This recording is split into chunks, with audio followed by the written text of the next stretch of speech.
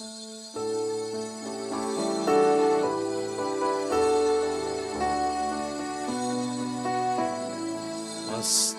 mo,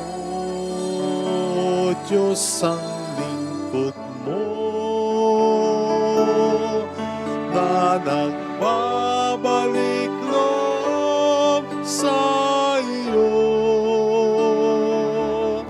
Bagamat di marapat ay dumudulog sa iyo upang makamtan ang awa mo.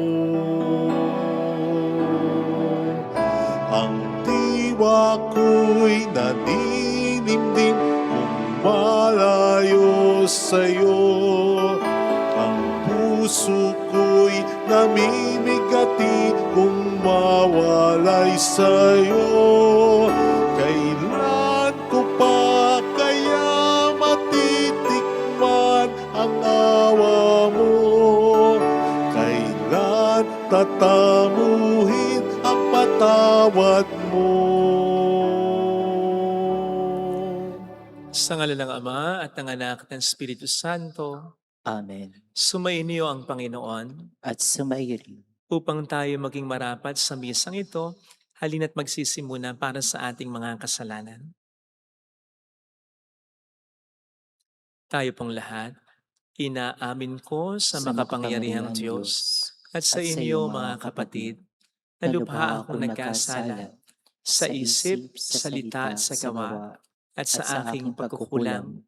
Kaya sinasamo ko sa mahal na Birheng Maria, sa lahat ng mga anghel at mga banal, at sa inyo mga kapatid, na ako'y panalangin sa Panginoong ating Diyos.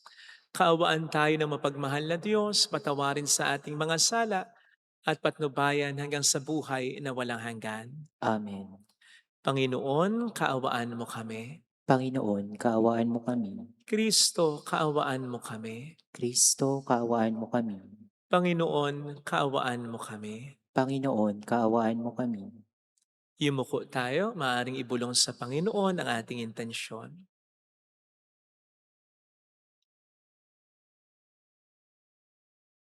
Manalangin tayo.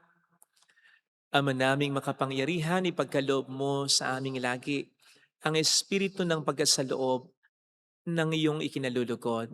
Gayon din ang diwang ganapin ito agad at lubos upang kami makapamuhay ng dahil sa iyo, sapagkat hindi kami mabubuhay ng walang pagtatangkilik mo. Sa pamamagitan ni Jesucristo, kasama ng Espiritu Santo, magpas sa walang hanggan. Amen. Ang salita ng Diyos mula sa aklat ni Propeta Isaias. Mga pinuno ng Sodoma, pakinggan ninyo ang sinasabi ng Panginoon.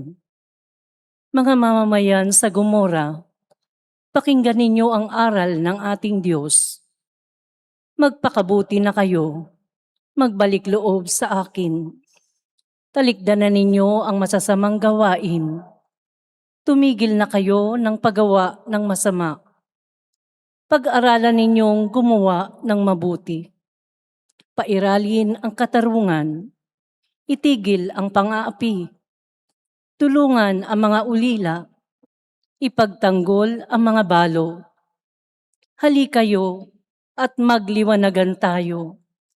Gaano man karami ang inyong kasalanan, handa akong ipatawad ang lahat ng iyan. Kahit na kayo ay maruming-marumi sa kasalanan, kayo ay magiging busilak sa kaputian. Kung kayo ay susunod at tatalima, pasasaganain ko ang ani ng inyong lupain. Ngunit kung magpapatuloy kayo sa inyong pagsuway, ay tiyak na kayo ay mamamatay. Ito ang sabi ng Panginoon. Ang salita ng Diyos. Salamat sa Diyos. Ang masunurin sa Diyos ay sasagipin niyang lubos. Ang masunurin sa Diyos ay sasagatin niyang lubos. Hindi ako nagagalit dahilan sa inyong handog, ni sa inyong mga haing sa dambana ay sinusunog. Bagaman ang mga toro ay ay hindi ko na kailangan maging iyang mga kambing at ang inyong mga kawan. Ang masunurin sa Diyos ay sasagapin niyang lubos. Bakit ninyo inuusal yung aking mga utos? At bakit ang paksa ninyo ay sa tipan na tutungod?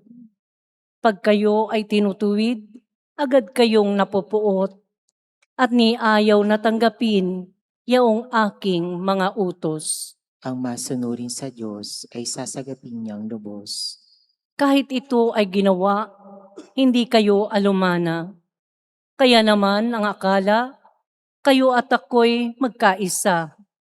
Ngunit ngayon, panahon nang kayo'y aking pagwikaan upang inyong maunawa ang ginawang kamalian.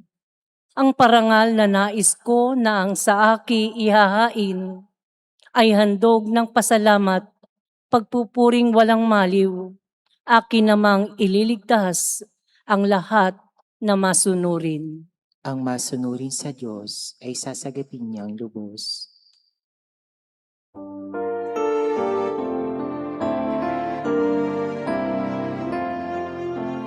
Di ba't sadyang may kapwang sariling dapat hainan ng pagsisilbi at mamanghang di gaya'y dadalisay pag sa kapwa-buhay mo ay naaral bawat galing gamitin sa paglingap, laging damhin kung may naghihirap. At tandaan, kaniyang pagmamahalan, unang-unang atas ng kabanalan. Sumainyo ang Panginoon. At sumaiyo rin. Ang mabuting balita ng Panginoon ayon kay San Mateo. Papuri sa iyo, Panginoon. Noong panahong yon, sinabi ni Jesus sa mga tao at sa kaniyang mga alagad, ang mga eskriba at mga pariseo ang kinikilalang tagapagpaliwanag ng kautusan ni Moises. At gawin ninyo ang tinuturo nila at sundin ang kanilang inuutos. Ngunit huwag niyong tularan ang kanilang gawa sapagkat hindi lang sinasagawa ang kanilang ipinangangaral. Nagbibigay sila ng mabibigat na dalahin at pinapapasan sa mga tao. Ngunit ni daliri ay ayaw nilang ikalaw upang tumulong sa pagdadala ng mga iyon. Pawang pakitang tao ang kanilang mga gawa. Nilalaparan nila ang kanilang mga pilakterya at hinahabaan ng palawit sa laylayan ng kanilang damit. Ang ibig nila ay ang mga upuang pandangal sa mga piging at ang mga tanging luklukan sa mga sinagoga. Ang ibig nila ay pagpukayan sila sa mga diwasang bayan at tawaging guro. Ngunit kayo, huwag kayong pagtawag na guro sapagkat iisa ang inyong guro at kayong lahat ay magkakapatid. At huwag ninyong tawaging ama ang sinumang tao sa lupa sapagkat iisa ang inyong ama, ang amang nasa langit. Huwag kayong patawag na tagapagturo sapagkat iisa ang inyong tagapagturo, ang Mesiyas. Ang pinakadakila sa inyo ay dapat maging lingkod ninyo. Ang nagpapakataas ay ibababa at ang nagpapakababa ay itataas. Mga kapatid, ang mabuting balita ng Panginoon. Pinupuri ka namin, Panginoong Hesukristo. Welcome sa Our Lady of Last at Quasay Parish kung saan ayos lang pong umiyak. Samahan tayo ng mahal na ina sa pag-iyak at sa pagdarasal upang maging maayos ang lahat. Isa po sa paulit-ulit na lang na kinu-question ng mga kapatid natin hindi Katoliko ay ang pagtawag natin sa ating mga pari na Father. Father Fidel, Father Benny, Father Len, Father Marlon. At ang pinaka-versikulong ginagamit nila para questionin ito ay ang narinig natin sinabi ni Kristo sa Ebanghelyo. Huwag niyong tawaging ama ang sinumang tao sa lupa sapagkat iisa ang inyong amang nasa langit. Sa unang dinig ay parang may katwiran sila, parang may punto. Pero kung iisipin po natin mabuti, it's either mahina lang silang umintindi o naninira lang talaga sila. Pasensya na po sinabi ko yan. Kasi sa totoo lang, hindi mo kinakailangang pag-aralan ng malaliman nito eh. Sapagkat kung titingnan po natin ang konteksto ng pagkakasabi ni Kristo ng bersikulong ito. Maliwanag na ito'y patama lang, pagtulog lamang sa mga skriba at Pariseo na nagpapatawag ng titulong ito upang maiangat lamang ang kanilang sarili at upang masabi lamang ng mga taong banal sila. Sa makatuwid, hindi nila pinapangatawanan ang titulong ito, kundi ginagamit for personal interest. Hindi sila nagpapakaama talaga para gabayan ang kanilang mga kababayan sa kabanalan. Sa halip ay pinapahirapan pa nila ang kanilang mga kababayan at ibinubulit pa sa kasamaan. Yun ang konteksto ng pagkakasabi ni Kristo ng bersikulong ito. Ito'y patama sa mga skriba at Pariseo na nagpapatawag ng Ama pero hindi naman pinapangatawanan ang pagiging spiritual father sana nila ng mga kababayan nila. In no way, hindi po ito pagtuligsa sa practice natin bilang mga Katoliko. Besides, di ba nila naisip na tinatawag nating ama ang ating mga biological fathers? Kung paanong tinatawag din nating ama ng sining, ama ng kultura, ama ng musika, ang sino mga tao dito sa lupa na may napakalaking kontribusyon sa sining, sa musika, sa kultura. Isa pa, hindi dapat, huwag na rin natin tawagin guro ang mga teachers natin dito sa lupa. Sapagkat ito rin ang isa sa sinasabi ni Kristo sa ating narinig ng Ebanghelyo. Iyon yung konteksto. Kaya ko sinabing pasensya na, pero it's either mahina lang talaga silang umintindi o naninira lamang sila ng kanilang kapwa. In connection with this, kung mag-aaral lang talaga sila ng Biblia at kung magiging bukas ang pangunawa nila, they will realize na hindi lamang isang beses, kundi napakaraming beses na ginagamit ang salitang Ama sa Biblia upang i-describe ang isang tao dito sa lupa. Halimbawa, sa Acts 7:2, Romans 4:12, Romans 9:10, at marami pang ibang bersikulo. Hindi naman kokontrahin ng Biblia ang sarili niya. Anong panama ng isang bersikulong ini-interpret nila ng iba sa napakaraming bersikulo sa Biblia na tumatawag sa isang tao bilang Ama? Again, mini-misinterpret lamang nila. Pero sa totoo lang, kahit yung sinabi ni Kristo ay hindi in contradiction sa sense ng pagtawag natin sa isang tao bilang Ama, kahit dito sa lupa. Kaugnay nito, wala pa ang relihiyon nila. Tinatawag na nating Ama ang mga spiritual fathers natin. Kaya meron tayong mga fathers of the church. Sila yung mga gumagabay sa atin, partikular na sa pananampalataya natin, upang sa tunay nating Ama sa langit ay mapalapit tayo. Kailangan natin ng mga gabay na ito. Kaya yung pagtawag ng Ama ay hindi pagtataas ng sarili nila, kundi upang i-recognize ang dakilang role nila na magabayan ang bawat isa patungo sa isang malalim na relasyon sa ating tunay na Ama. Kaya napakalaking responsibility. Sa tingin ba ninyo, komportable kami na ang mga matatanda tumatawag sa aming Father? Kahit sino, alam namin na kami itinuturing yung spiritual fathers. At kahit yung responsibilidad na yon na mag-sink in na sa aming puso't isipan, napakabigat, no? Kasi ay nire-represent namin ang ating Panginoon. Pero kailangan namin gawin, kailangan namin gampanan sapagkat kailangan natin pare-pareho ng gabay. And therefore, kung ito ay hindi namin gaganapin at kung hindi kami maging tunay na amang kumakalinga sa inyo at umaakay sa inyo sa kabutihan, siguradong ito ay pananagutan namin ng big time. Sabi nga, with great power comes great responsibility. Sa tingin ko mas malaki ang responsibilidad namin bilang pare kaysa sa mga lawyer, kaysa sa mga guro, kaysa sa mga doktor. Kasi nga po ay, ang pinag-uusapan dito ay kaligtasan ng tao, ng kanyang kaluluwa. Kaya't kung dahil sa amin ay may mga mapupunta ng impyerno, sa palagay ko, mas matindi ang kaparusahang naghihintay sa amin. Kaya napakalaki po ng responsibilidad na ito. It humbles us. Sa totoo lang, hindi ito pangtaas ng aming sarili. Nakakatakot ang responsibilidad na ito. Kamakailan ay sinabihan kaming mga pari dito sa Bulacan ng ating minamahal na Obispo Dennis Villarrojo, na wag na naming isusulat yung pangalan namin with Reverend. Kasi minsan sinusulat namin Reverend Father, ginagalang na pare.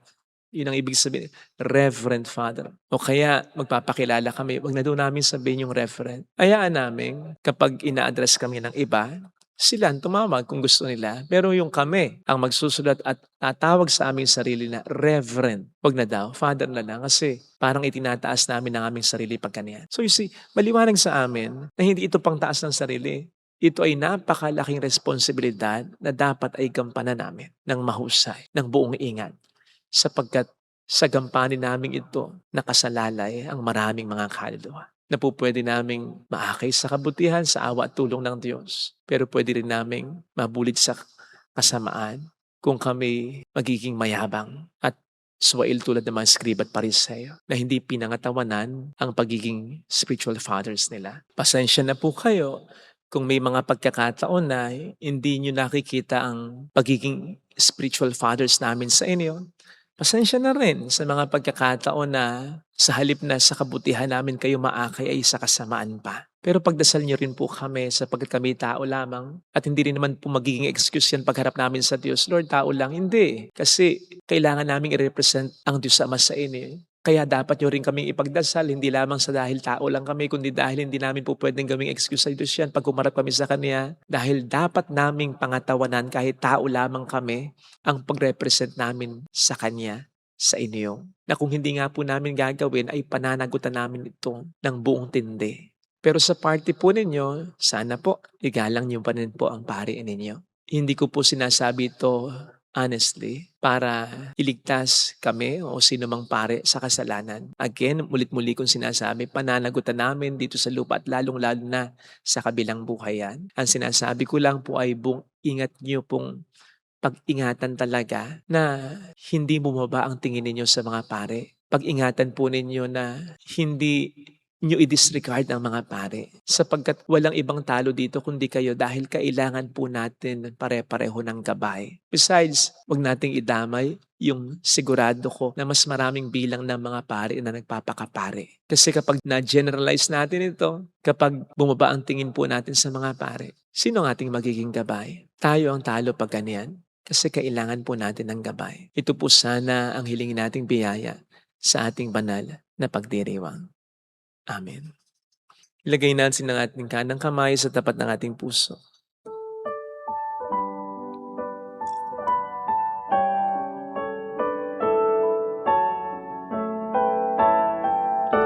Awitin natin. Alam kong may magagawa ang Diyos.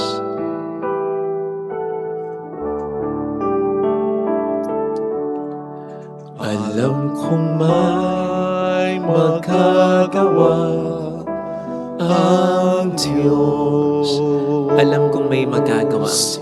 Alam kong may magagawa Walang imposible sa Kanya. ang Diyos.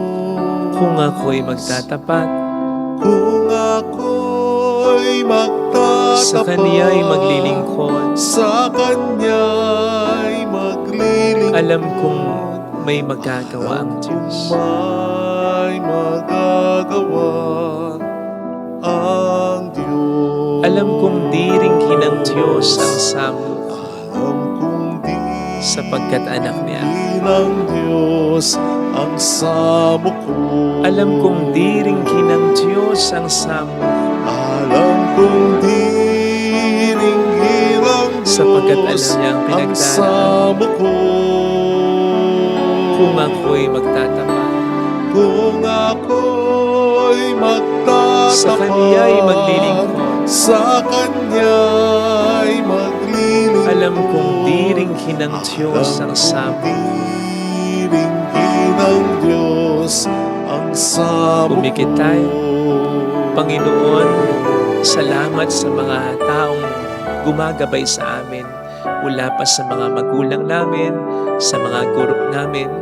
Tulungan mo po kaming maging karapat-dapat ng gabay ng kapwa namin, ng mga taong na-impluensyahan namin.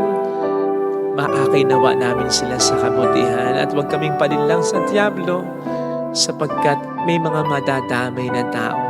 May mga maaakay kami sa kasamaan kapag kami naging mayabang, kapag kami naging pabaya, kapag sarili lamang namin ang aming iniisip. Pinagdarasal po namin hindi lang ang mga pare, kundi ang lahat ng mga gumagabay sa amin at kami ring pwedeng maging gabay. mayroong Magandang mangyayari sa buhay mo, sa pamilya mo. sa'yo. Kung lalapit ka kay Jesus, maaaring matagal, maaaring maging mahirap, pero magiging mayroong magandang mangyayari sa iyo. Magandang mangyayari sa'yo. Kung lalapit kay Jesus, Kung lalapit kay Jesus. papuri sa Ama at sa Anak at Espiritu Santo. Kapanalan sa unang-una, ngayon at magpakailanman, at magpa sa walang hanggan. Amen. Pag-aalay. Pag-aalay.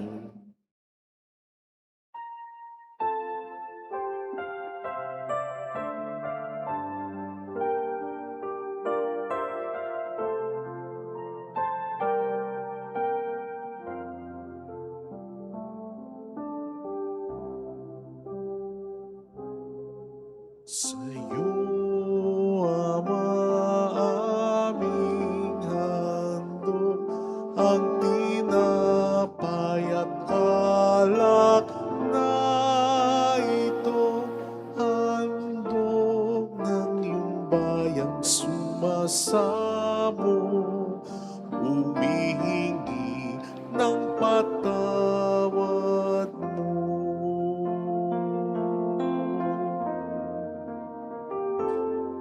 Sa pagsunod sa utos mo, nalulugod akong labis, di masukal ang galak ko,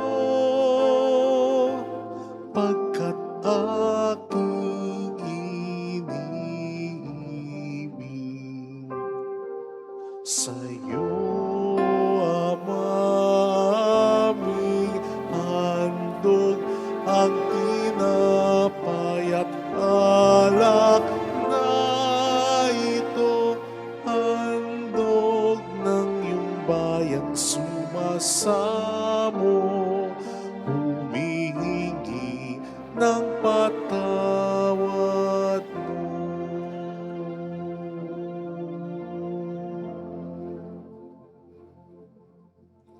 Manalangin tayo, pang ating handog ay maging kalugod-lugod sa Diyos Amang makapangyarihan. Tanggapin nawa ng Panginoon itong paghahain sa iyong mga kamay, sa kapurihan niya at karangalan, sa ating kapakinabangan at sa buong sambayan niyang banal. Ama naming lumikha, kalugdan mo at gawing banal ang paghahaing aming pinagdiriwang sa ikapagkapatawad ng mga kasalanan at sa ikapakikinabang namin sa pagkapalang iyong bigay sa pamamagitan ni Jesucristo kasama ang Espiritu Santo magpa sa walang hanggan. Amen. Sumainyo ang Panginoon. At sumaiyo rin, Itaas sa Diyos ang inyong puso at diwa. itinasa namin sa Panginoon. Pasalamatan ng ating Panginoong Diyos. Marapat na siya ipasalamatan. Ama naming makapangyarihan, tunay nga pong marapat na ikaw ay pasalamatan sa pamamagitan ni Jesucristo na aming Panginoon. Sa pagbabakasakali mong kami bubuti, isinugo mo si Jesucristo upang pangunahan kami. Bilang pagsunod sa iyong atas na bigay, ipinahayag ng iyong anak ang iyong kalooban ng mga pitukha ay kanyang damayan. Ngayon ay iyong inihahandog ang pagkakatong aming maisalob ang kanyang ganap at kusang paglilingkod upang sa iyo lagi kaming makasunod. Kaya kaisa ng mga anghel na nagsisiawit ng papuri sa iyo ng walang humpay sa kalangitan, kami nagbubunyi sa iyong kadakilaan. Santo, Santo, Santo, Panginoong Diyos ng mga hukbo, napupuno ang langit at lupa ng kadakilaan mo. Hosana sa kaitaasan. Pinagpala ang naparito sa ngalan ng Panginoon. Hosana sa kaitaasan.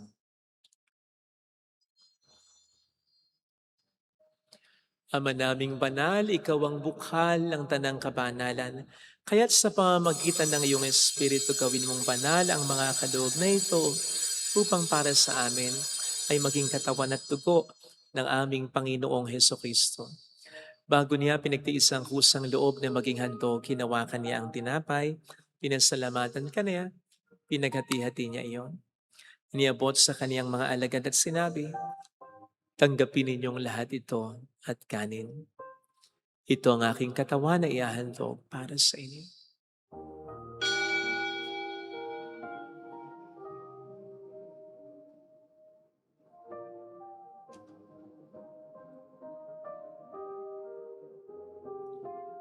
Gayun din naman nang matapos ang hapunan, hinawakan niya ang kalis, muli kaniyang pinasalamatan. Iniabot niya ang kalis sa kaniyang mga alagad at sinabi, "Tanggapin ninyong lahat ito at inumin. Ito ang kalis ng aking dugo ng bago't walang hanggang tipan, ang aking dugo na ibubuhos para sa inyo at para sa lahat sa ikapagkapatawad ng mga kasalanan. Gawin niyo ito sa pag-alala sa akin."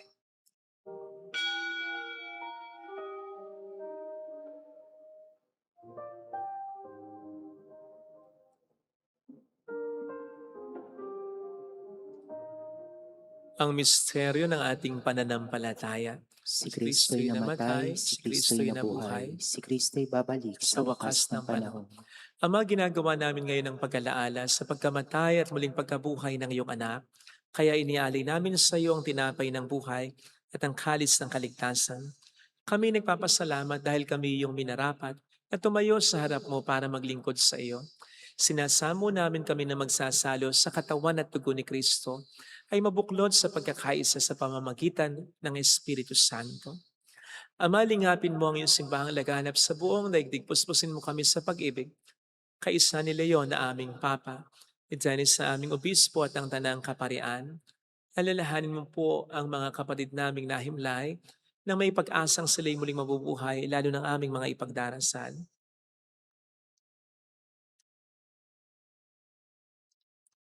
Kaawaan mo sila at patuloyin sa iyong kaliwanagan. Kaawaan mo at paging tapatin kaming lahat na makasalo sa iyong buhay na walang wakas.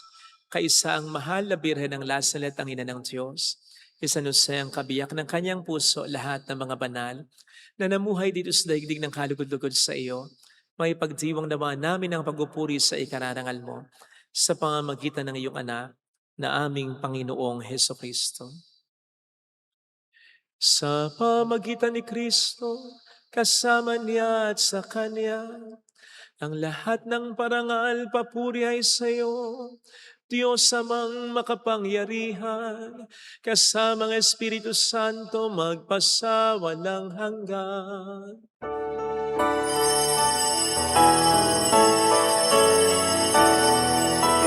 Amen. Amen. Amen.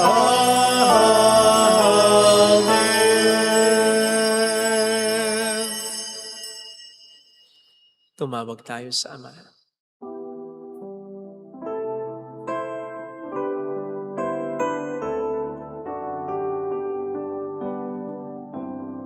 Ama namin, sumasalangit ka, sambahin ang ngalan mo, mapasa amin ang kaharian mo, sundin ang loob mo dito sa lupa para nang sa langit.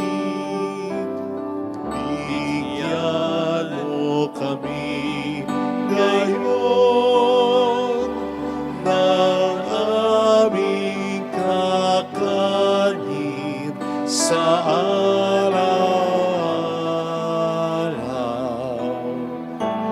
At patawarin mo kami sa aming mga sala, para ng pagpapatawad namin sa nagkakasala sa amin. At huwag mo kami ipahintulos sa tukso, at ihadya mo kami sa lahat ng masama. Iniling namin kami at sa lahat ng masama, pagkalooban ng kapayapaan na araw-araw, iligtas sa kasalanan sa kapahamakan, samantalang aming pinaghahandaan ang dakilang araw ng pagkapahayag ng tagapagligtas naming si Heso Kristo. Sapagkat iyong kaharian, ang kapangyarihan at ang kapurian magpakailanman. Amen. Panginoong Kristo, sinabi mo noon, sinasabi mo rin sa amin ngayon, kapayapaan ang iniiwan ko sa inyo, ang aking kapayapaan ang binibigay ko. Tunghayan mo ang aming pananampalataya, huwag ang aming pagkakasala. Pagkalooban mo kami ng kapayapaan at pagkakaisa-ayon sa iyong kalooban, kasama ng Espiritu Santo magpasa walang hanggan. Amen. Ang kapayapaan ng Panginoon ay sumainyo nawang lahat. At sumaiyo rin. Magbigayan tayo ng kapayapaan sa isa't isa. Kapayapaan. Peace be with you. Kordero ng Kordero ng Diyos, Diyos na nag-aalis nag-aalis sa ng mga mga kasalanan. kasalanan ng sanlibutan, maawa ka sa amin. Kordero ng Diyos na nag-aalis ng mga kasalanan ng sanlibutan, maawa ka sa amin. Kordero ng Diyos na nag-aalis ng mga kasalanan ng sanlibutan, ipagkaloob mo sa amin ang kapayapaan.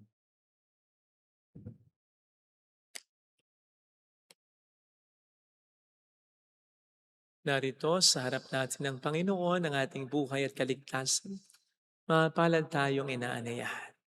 Panginoon, hindi ako karapat-dapat na magpatuloy sa iyo, ngunit sa isang salita mo lamang ay gagaling na ako.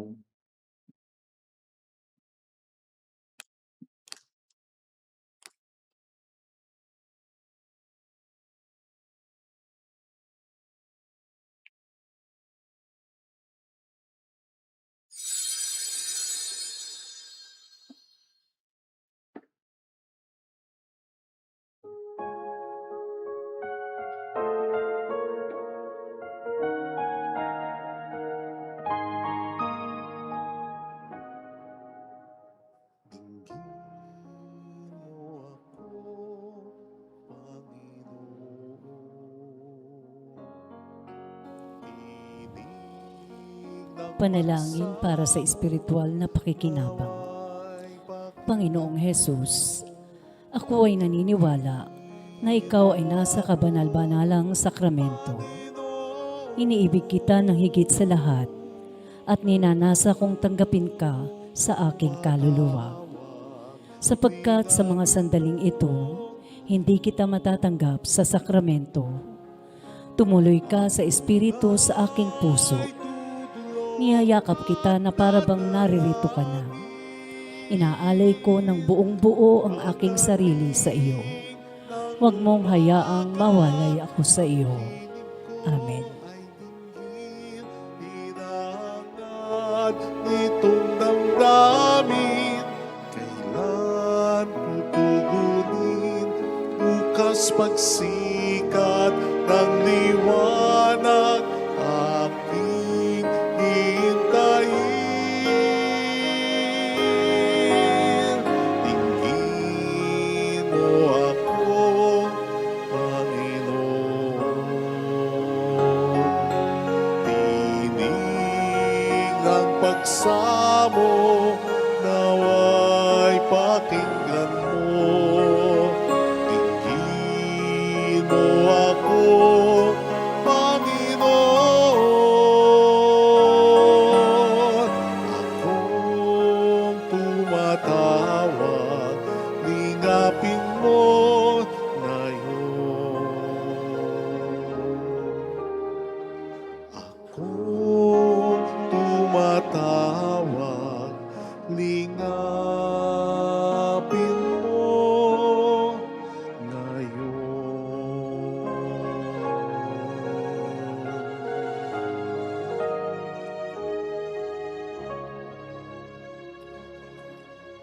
Manalangin tayo. Ama naming mapagmahal, pamalagiin nawa kaming buhay ng pag-asalo namin sa banal na pakikinabang at dulutan nawa kami nito ng iyong kapatawaran at patatagin nawa kami sa tapat na pagkamahal sa pamamagitan ni Heso Kristo kasama ng Espiritu Santo magpasa walang hanggan. Amen. Holy God, Holy Mighty One, Holy Immortal One, Have mercy on us and on the whole world.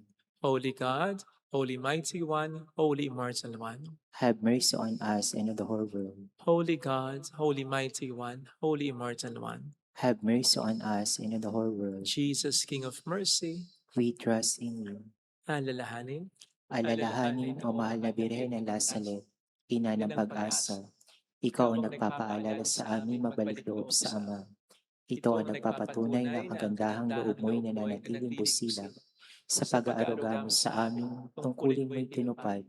Sa paanan ni Kristo'y tinuri mo kami mga tunay mong anak, kaya ninais mo ni isa'y huwag mapahamak. Maging sa walang tigil na panalangin, pati luhay pumatak. Huwag nawang mawala na sa isaya ang iyong paghihirap.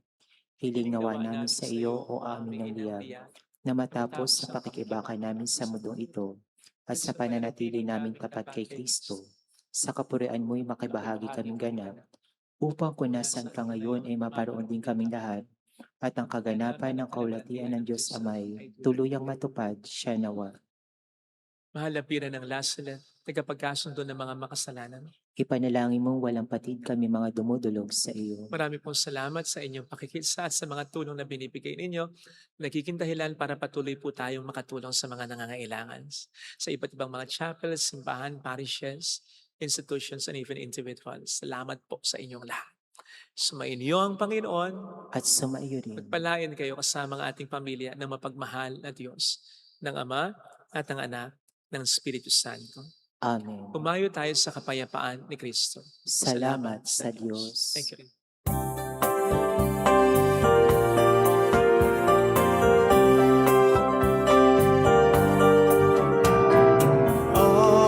Aming iniaalay ang pag-ibig na walang kapatid. Okay, sarap mabuhay kung may nagmahal, pagmamahal na tunay at laging nalisay. Ang birhen kong umibig ay walang sintamis, pagsintang nalinis sa iyo hanggang langit. O Birhen, Birheng mahal, sa awit at sa dasal, aming iniaalay ang pag-ibig na walang